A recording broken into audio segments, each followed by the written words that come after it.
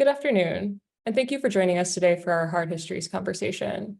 My name is Leigh, and I'm a PhD candidate in history at Johns Hopkins, working on a dissertation about the changing ideas and practices around labor and consumerism during the rise of the industrial food system in the US during the late 19th century.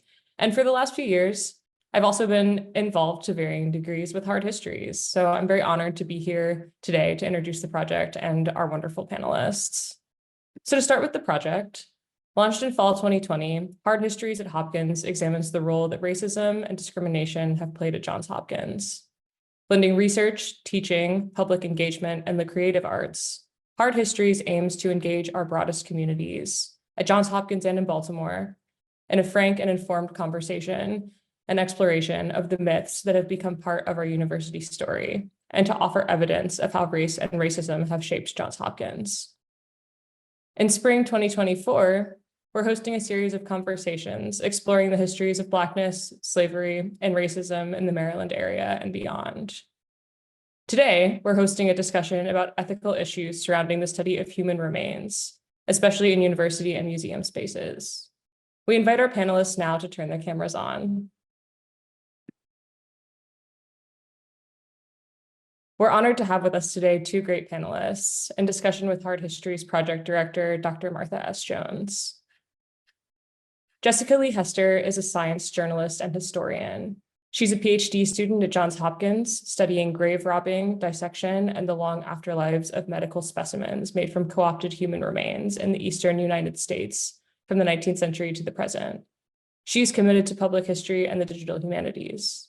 Her journalistic work has appeared in the New York Times Magazine, New Yorker, The Atlantic, City Lab, Atlas Obscura, and more. Her second book is forthcoming from Random House. Dr. Asia Lanz is an assistant professor in the Department of Anthropology and Center for Africana Studies at Johns Hopkins University. Her research integrates Black feminism and critical race theory into bioarcheological investigations.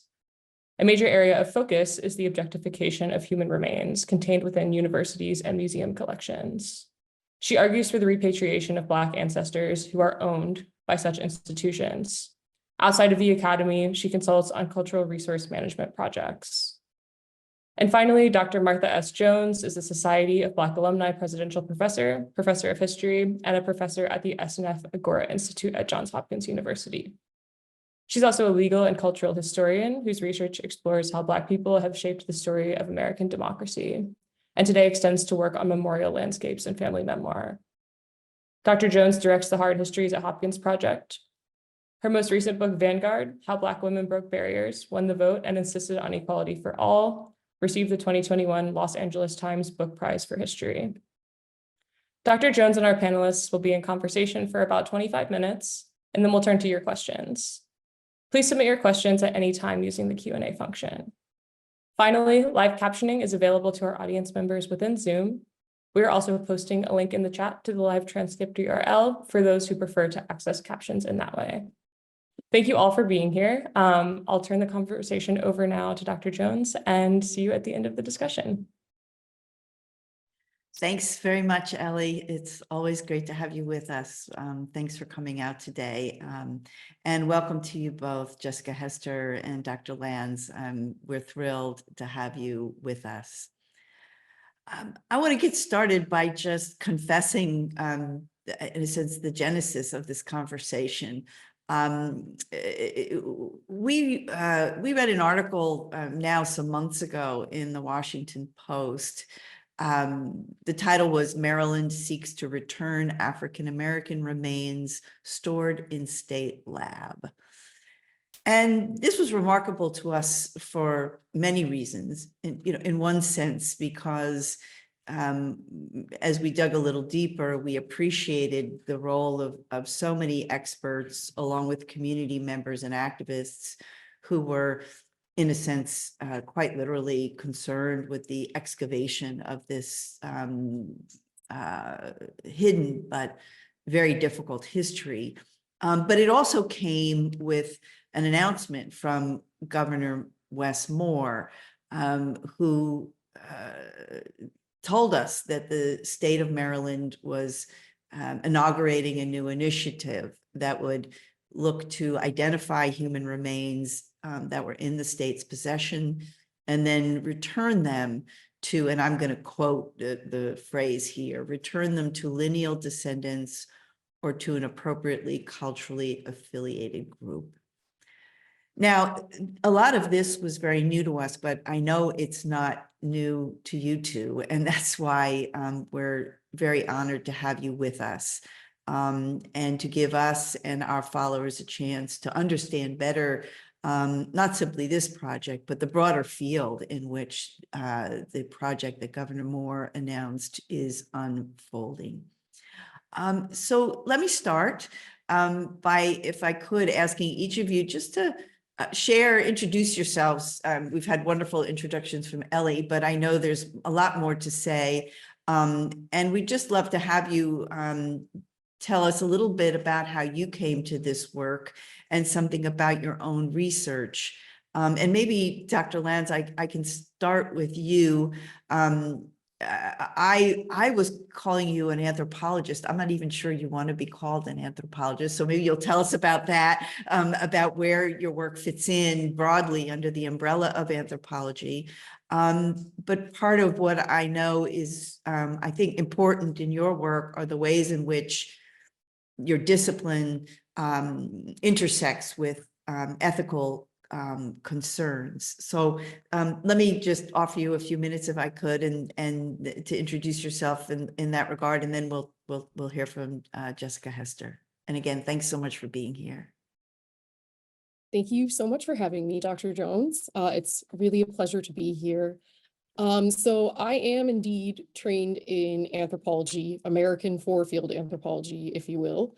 And my undergraduate and my master's focused on biological or physical anthropology, as it was originally called. Recently, there's been a push to distance itself from its very racist colonial origins, in which physical anthropology is where this name comes from. However, I argue this change has largely been symbolic, as many things are. I mean, they're still asking the same exact questions. So I ended up training, I initially am one of those folks who thought I was going to go to medical school. And then I became interested in anthropology after taking an introductory class and decided that I wanted to be a forensic anthropologist initially. However, through a series of events, I've discovered that I do not have the stomach for that. So I changed focus and was like, oh, I'm going to be a bioarcheologist. And most broadly, these are folks who work with human skeletal remains coming from archaeological contexts. More recently, we've expanded this. I argue for, these museums, these universities, these collections, if you will, of human remains to be considered another archaeological context that also needs excavating. So I initially was trained on the remains of Native Americans who did not fall under NAGPRA or only federal legislation regulating any of this. So there's always been some loopholes in NAGPRA, and one of them is this idea of culturally identifiable remains. The remains that I was trained on were considered too old to have links to living Native American people, and so they were up for grabs. And indeed, they circulated like library books through many universities. And at the time, I didn't fully understand. It was like, oh, this doesn't fall under NAGPRA, that means it's okay. Then when I started my master's at NYU, I ended up doing research at the American Museum of Natural History in Manhattan and worked with one of the collections they have that came from unclaimed bodies from a medical school, from the dissecting room. And it was there that I realized they had given me like the catalog that they had, and it had their names. And there was something very alarming about that, because up until this point, I had really been trained in this sort of like medical outlook, as though science is always objective or ever could be objective, and that these bodies were just people and parts. But I had already started kind of questioning this, as, anthropology is an extremely white field. I often didn't fit in. And I realized that most of my interests were around, Black life in the United States, especially as I was learning more about like histories and health discrepancies that you could see manifested in these collections of human remains.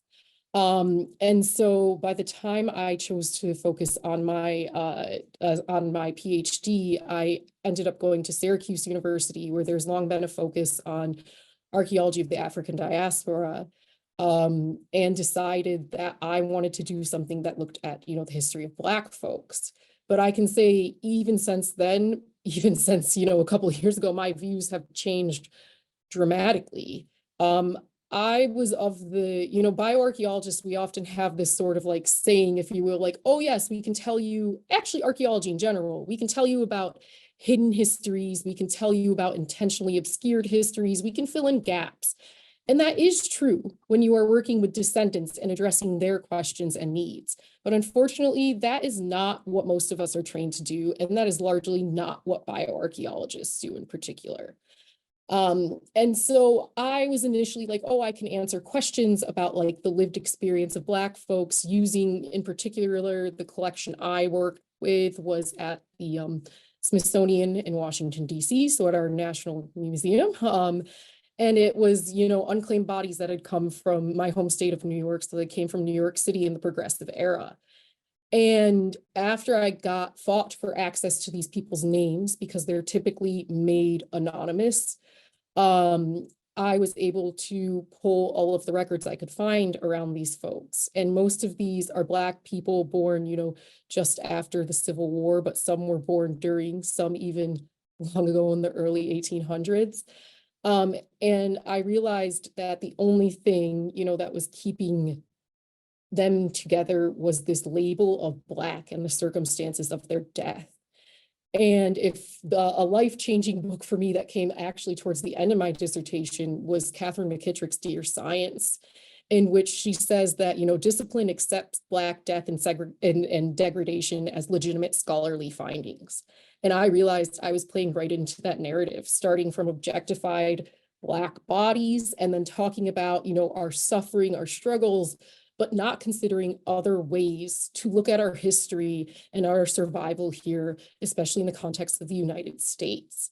And so that's how I turned to Black feminism and Black study, and ultimately why I even applied for this position here at Hopkins, because this position was through the Center for Africana Studies and an open call for a social scientist.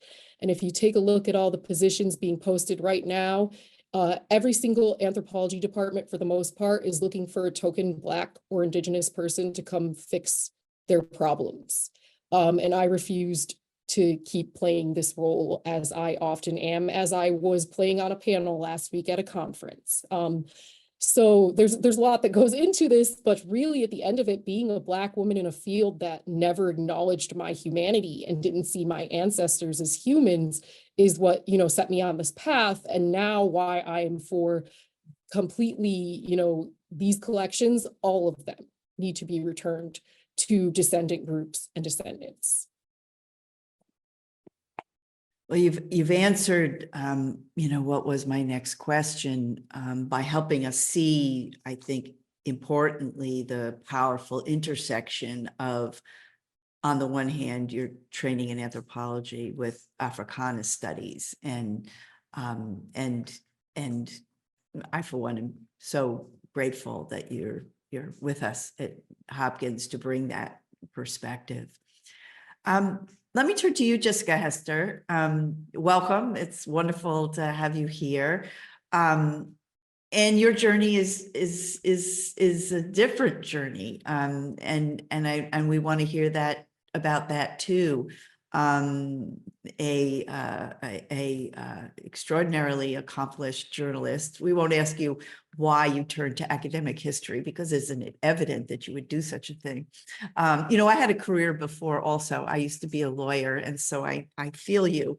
But I think, could we hear a little bit more about how you come to do this particular work and the kind of questions that you're asking today, which I suspect are not the same questions quite that you were asking in your journalistic work, or maybe they were. Yeah, I think there's definitely an overlap. So thank you very much for having me. I'm really thrilled to be with both of you. So I think kind of broadly speaking, my path here, as I'm sure is the case for many people, is both personal and professional. So I've been chronically ill since my early 20s and have undergone lots of different kinds of medical surveillance, including treatments and various procedures, such as brain scans to visualize pathologies. And when I was first diagnosed, a friend who was in med school at the time, jokingly, I think, and this is a paraphrase, said that I should come and talk to their class because I was a specimen who could speak. And in many crucial ways, I am not a specimen, but that kind of implicit understanding that a person can be synonymous with their disease or distilled into a disease category was something that got me thinking about this tendency, both past and present, to cleave people into parts in the medical realm. And at the time I was working as a journalist, as you said, and I received an assignment actually to report on an instance of exactly that happening. So my coworker left for a different job, and as is really common in those sorts of situations in newsrooms, I inherited like little story ideas that she hadn't gotten a chance to pursue. And one of them was about a 19th century preparation of the human nervous system in the collection of Drexel University in Philadelphia that has colloquially become known as Harriet Cole. And I learned that the school that employed the anatomist who dissected this body and his colleagues manufactured a lot of lore about whose body this was. And they also kind of took it on the road to the World's Fair in Chicago. And the current archivists, who are now the custodians of this body, spent a lot of time talking with me about this juxtaposition between highly contested biography and spectacle and the ongoing legacy today. And in the context of my reporting, I reached out to a lot of academic historians to help me get a better context, like a broader view of scientific racism, dissection in the period, cultures of exhibition. And Rana Hogarth and James Wright were two scholars who were incredibly generous with their time and knowledge. And talking to them inspired me to put together an application to spend the next 5, 6, many years learning about these topics. And so that is how I am here. And now that I am here, I think, as you alluded to, the questions that are driving my research, I think, have definitely morphed from ones that are in the vein of like who, what, where, and when to ones that I would think of as more being like how and why. And so by and large, I think my interests have shifted from the anatomists and onto the communities and individuals that they violated.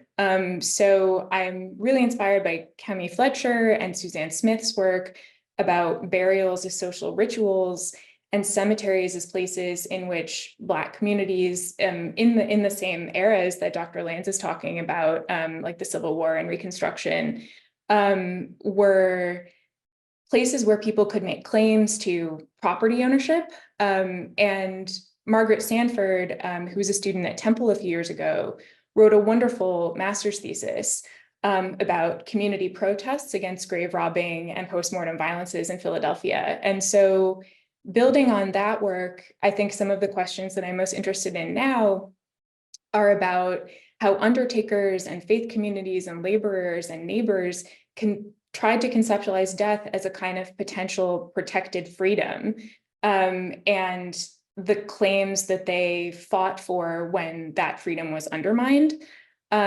So like Dr. Lanz, I'm also very interested in public history and working with communities to tell those stories, and particularly to commemorate grave robbings in cases where the remains did not necessarily make it into collections that still exist today, and therefore cannot be returned to descendants. I think, that's a kind of violence that we should commemorate alongside the active repatriation of the collections that we do still have today.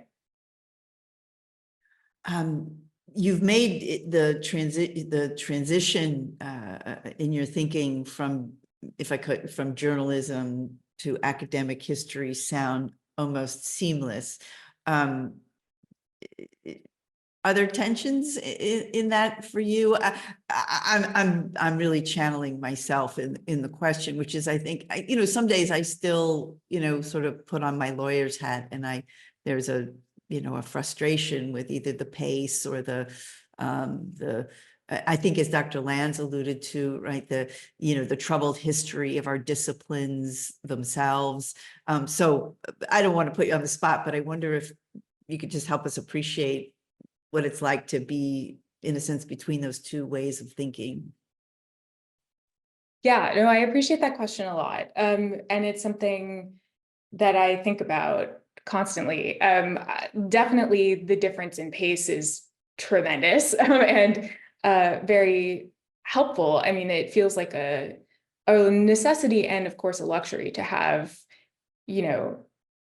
daily deadlines vanish. But I think one of the big differences that I notice is kind of a tension between norms and values. And to pick up on something that Dr. Land said before, I think the notion of objectivity and what it means in these different disciplines is a big thing. So journalism, I think, for a long time fetishized objectivity and didn't always acknowledge that what they were calling objectivity was a particular perspective typically put forward by white men and positioned as the default and a universal way of engaging with the world and with sources and facts. And in recent years, there's been a really great book called The View from Somewhere by Lewis Raven Wallace that goes into great detail about sort of the invention of objectivity as a journalistic convention.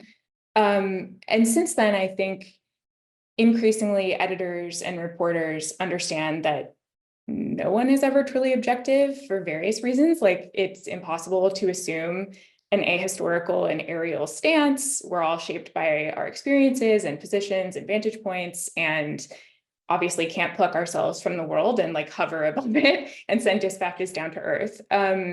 So I think for editors and reporters, that fetish for objectivity, if I may, has kind of morphed into a concern for fairness and willingness to grapple with complexity and nuance from a position as a person like rooted in the world. But there's still, I think, a pretty stark demarcation between opinion and editorial on one side and news on the other side, with news often being presented as emotionless and apolitical.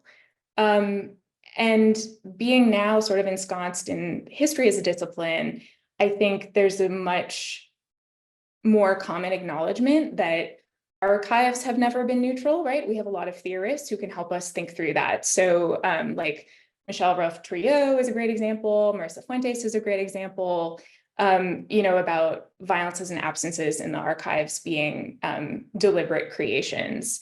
And so I think historians are like very well positioned to dive into the web of factors that are already charged, and also very transparent about the emotional and affective weight of engaging with these topics. Dr. Lanz was part of a beautiful special issue about that of the journal Historical Studies in the Natural Sciences that had a lot of wonderful scholars talking about the ways that archives are, political spaces that people have to negotiate their relationship to. And I think journalism has not necessarily caught up with that. So there's definitely kind of a tightrope act of moving back and forth between those worlds and trying to understand what I can take from history when I go back and continue to do journalism work now. Thank you for that. I hope that tension stays alive in your work, because I really look forward to seeing how you work with and through that. I love our webinars because we get real deep, real quick. And So I want to try and just pull back a little bit with a small confession that I shared with you all before over the weekend. You know, part of my interest in this subject arose when, in working on a book a couple of years back, I discovered that my own grandmother's hair was held in a collection at Harvard's Peabody Museum. And under the auspices of an osteologist, I'd never even heard of osteology as a field, no less, you know, I certainly didn't understand what it meant to be the steward of human remains. So my question, Dr. Lanz, I want to ask you first, just where should we begin as newcomers to this topic? Because you know, our followers, our audience includes hard history practitioners in many sorts of settings. Some of us in universities and colleges, others of us not, some of us in cultural institutions.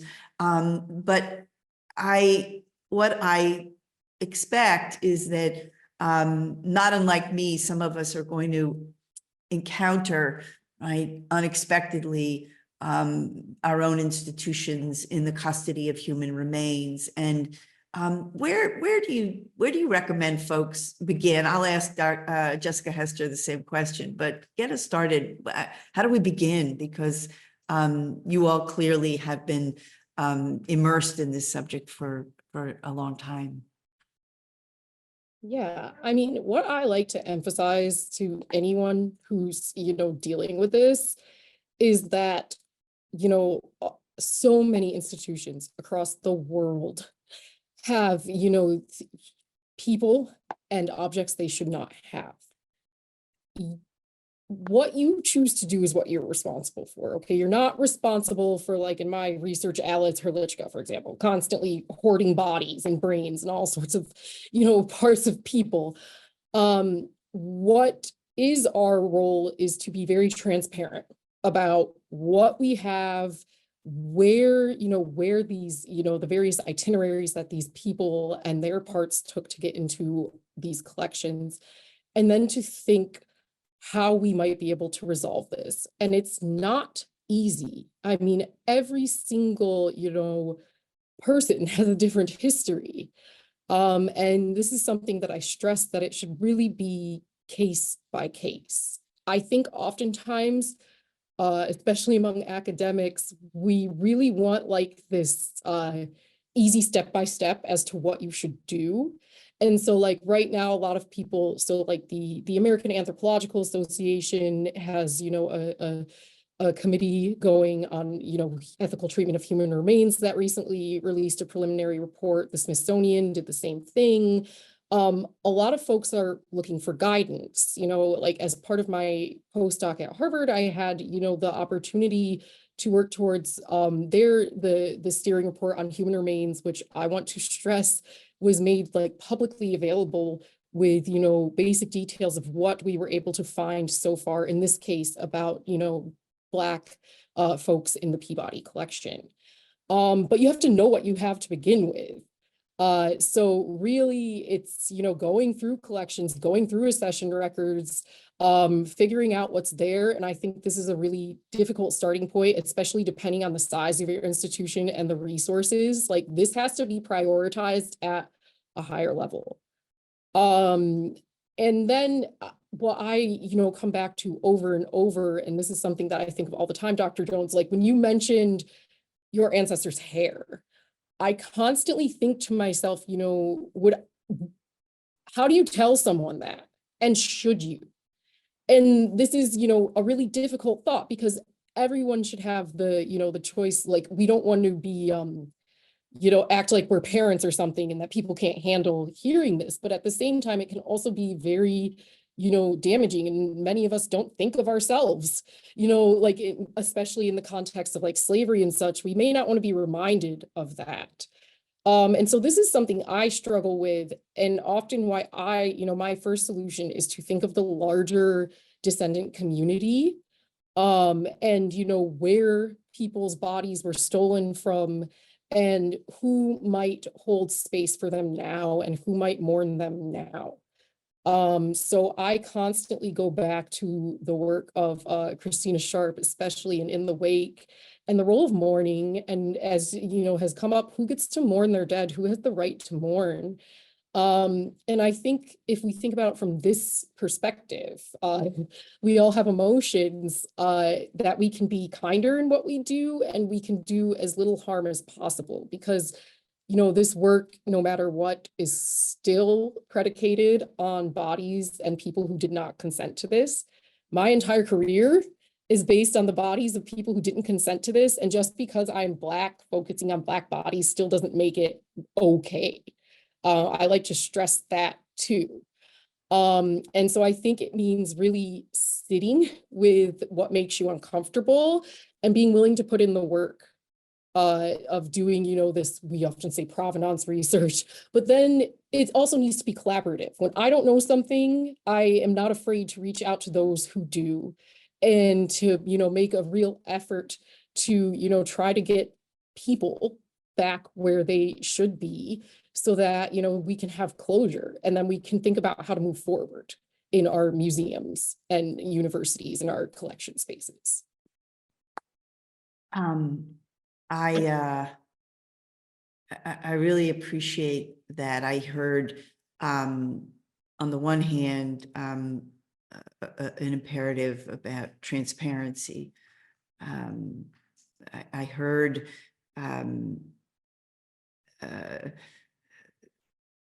drawing on the experience and the expertise that's already been hard earned.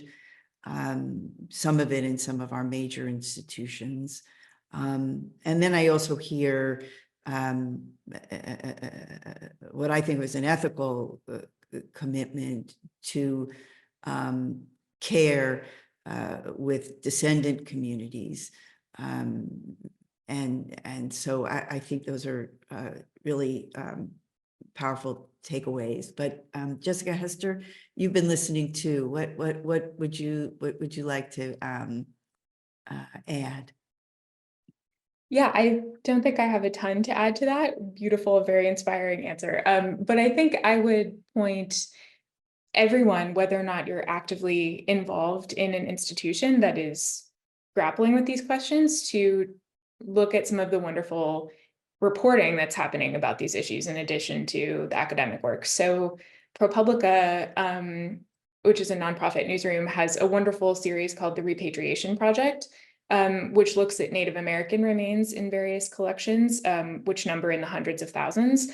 And it only focuses on Native American remains, but I think it can be a really helpful place to start, because from there, as a reader, you can start to think about how many remains of enslaved people, how many remains of people stolen from overseas, how many from hospitals or morgues have wound up in collections. So I think in addition to all of the wonderful sorts of questions and tensions and complexities that Dr. Lance pointed to, it can also just be very helpful to sit with the scale and kind of like capacious definition of what counts as human remains. I think the series is a great place to start.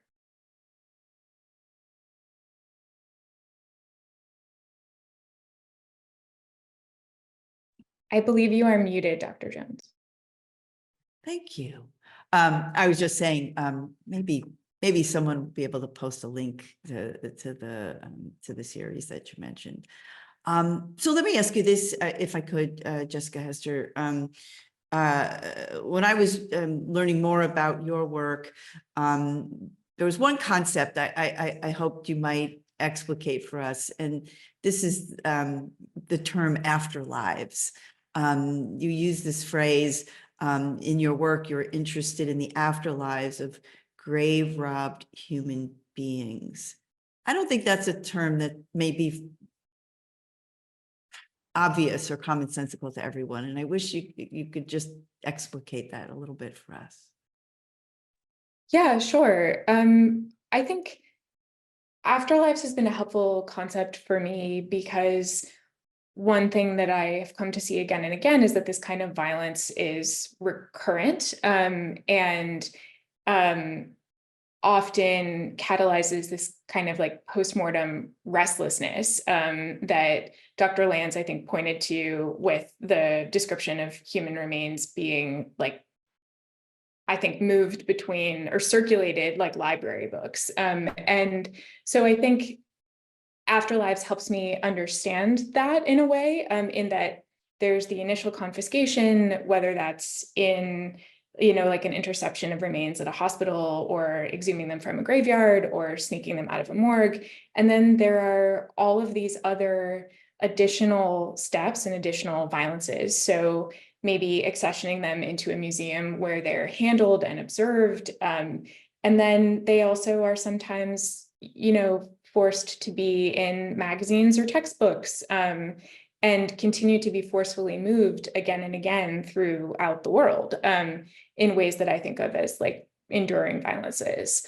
So Afterlives is a way to, I think, remind myself and readers and collaborators that this is like an unwilling motion. And so I think it's important to think whenever we encounter human remains, whether it's in a museum or an oddities shop where they unfortunately often wind up, that we are like continuing this cycle of producing spectacle again and again. Okay.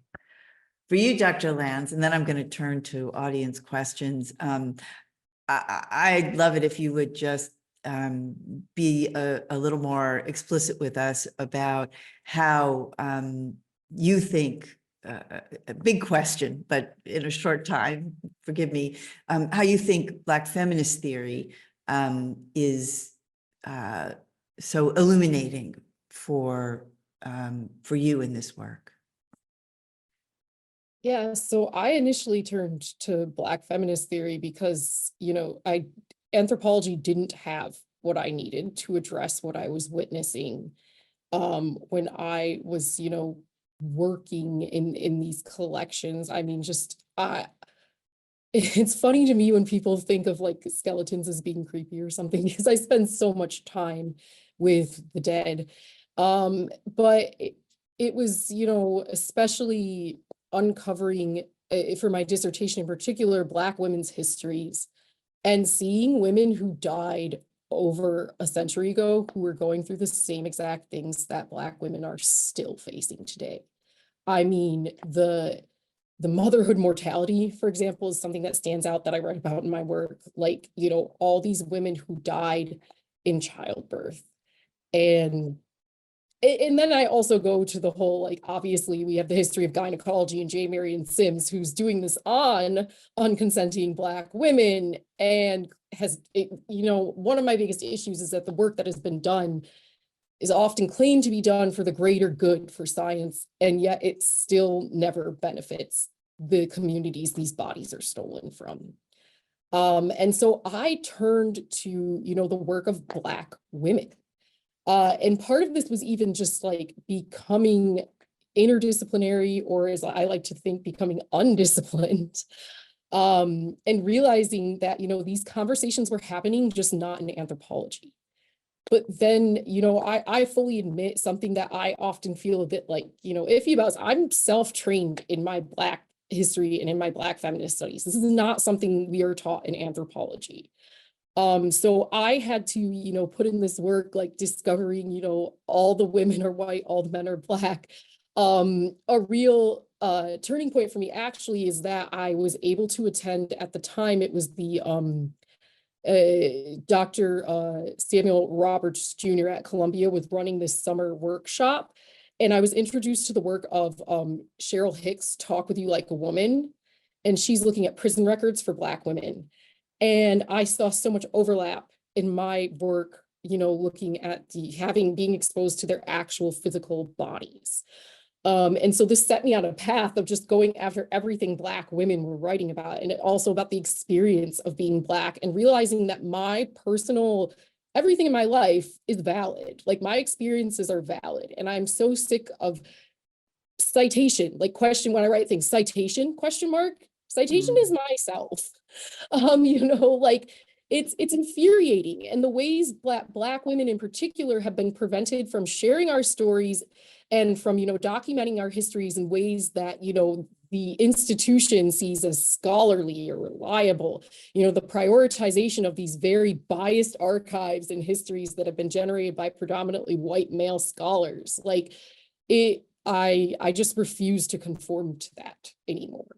And I found that with Black feminist theory. I found it with, Bell Hooks and Patricia Hill Collins, and Audre Lorde, the Combahee River Collective, Kimberly Crenshaw, Dorothy Roberts, huge for me, Killing the Black Body. Basically, essentially my discipline was gaslighting me to the point that I thought I was crazy. And it was only once I, was able to get out of this horrifically white colonial discipline that I was able to realize, no, this is something that, all Black women are going through. We're getting a taste of a masterclass today, and I'll remind our followers that we keep a running bibliography on the Hard Histories website, and we will be sure to add all of the references that folks have heard today to that so that they can come back and begin to build their own bibliographies for themselves. So I've got a couple of questions from the audience that I'm going to try and combine, but the key word out of these questions is consent. On the one hand, is consent possible in the present and the future? How do we go about obtaining consent for the use of human remains in collections and in research on the one hand, and on the other hand, looking back, what are your thoughts, the questioner asks, about medical pathology collections at academic medical centers that have involved patient consent, or cases when consent was vague or based on a consent for surgery rather than consent to collect and to store specimens. I think consent, is something we reach for, but I think as these questions suggest, it's more complicated. I don't know who wants to go first, but I'd love to hear from you both on the question of how consent fits into your thinking. Who'd ever like to go first? Sure, I'll jump in. So a lot of my work is coming from some of the value of anthropology, the anthropology of death, mortuary practice, and things like that. Almost everything we do for the dead is for the living. And so I go back and forth because some folks are like, well, you can never get consent from the dead. And oftentimes we look at, going to descendants or, descendant communities for consent.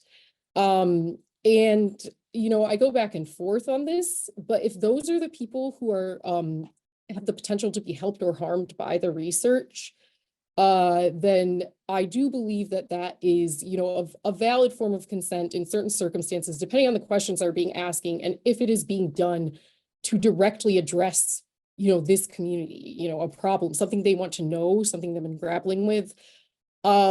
When it comes to most of these, these individuals and these collections, it's simply not possible to get consent. My argument is we need to start over. I mean, the same way that, although unfortunately in some places this is not always the case, but for most medical schools and programs now, there's an abundance of folks who want to, say, donate their bodies for research.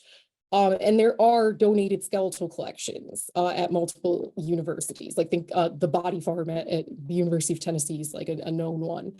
And so it's really, we have to stop using this idea that we're somehow losing science or knowledge by returning people's bodies.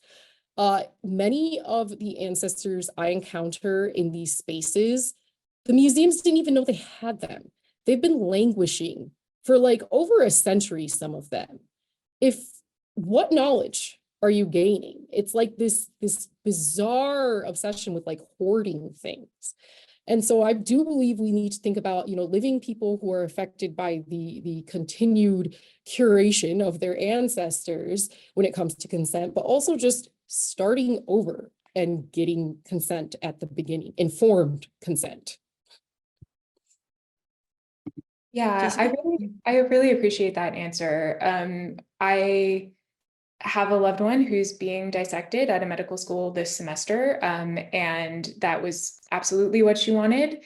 It is still really painful for me to picture it, but you know, that was informed consent. And I think that starting over makes a lot of sense.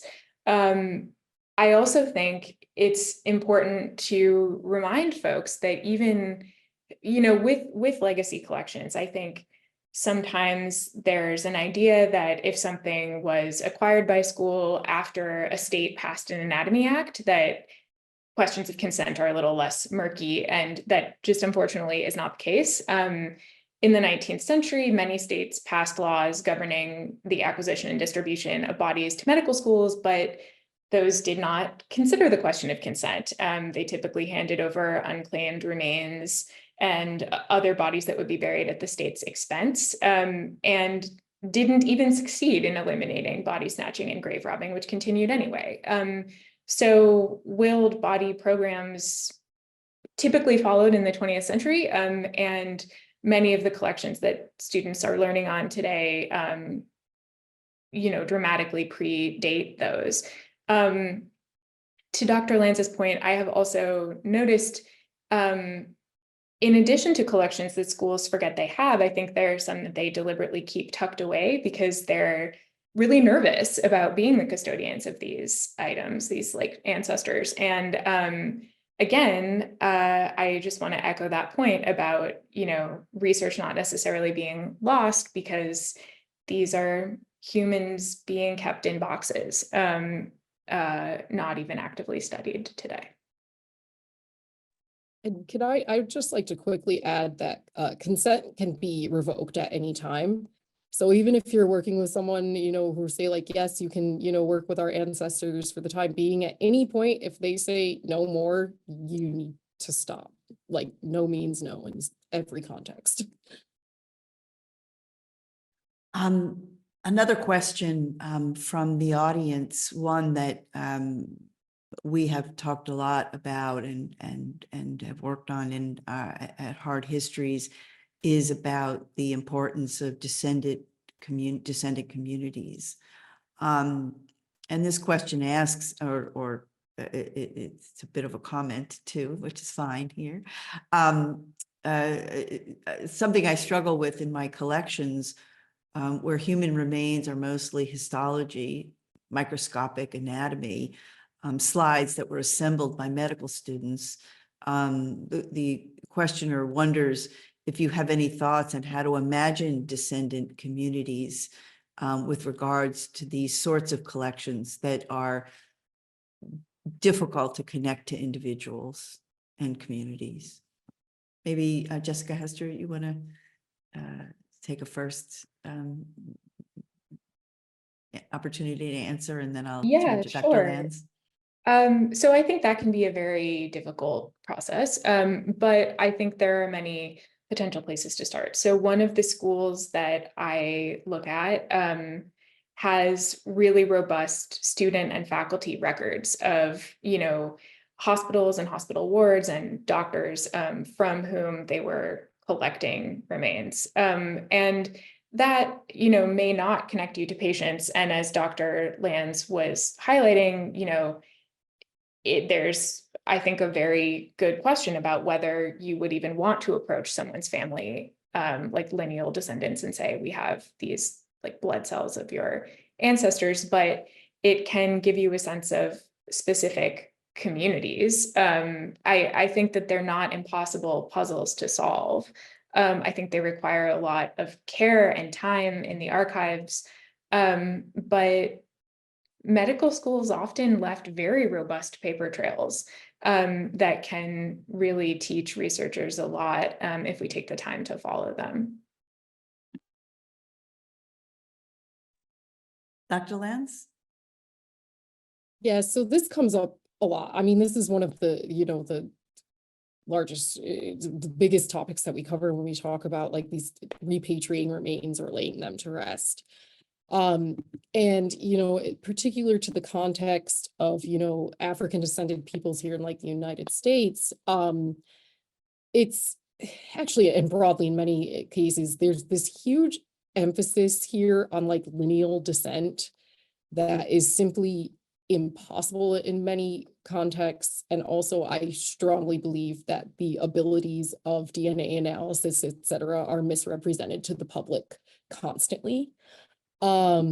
And so I agree with Jessica completely. I focus on the archival, but also like what I have found with many of the ancestors I encounter, there are like, say, ties to a church or something, or the place they came from. And the way I believe this should be done is, think of the larger area they came from and who there is a member of their the shared space and place, and what it could be class, it could be all these different aspects of identity.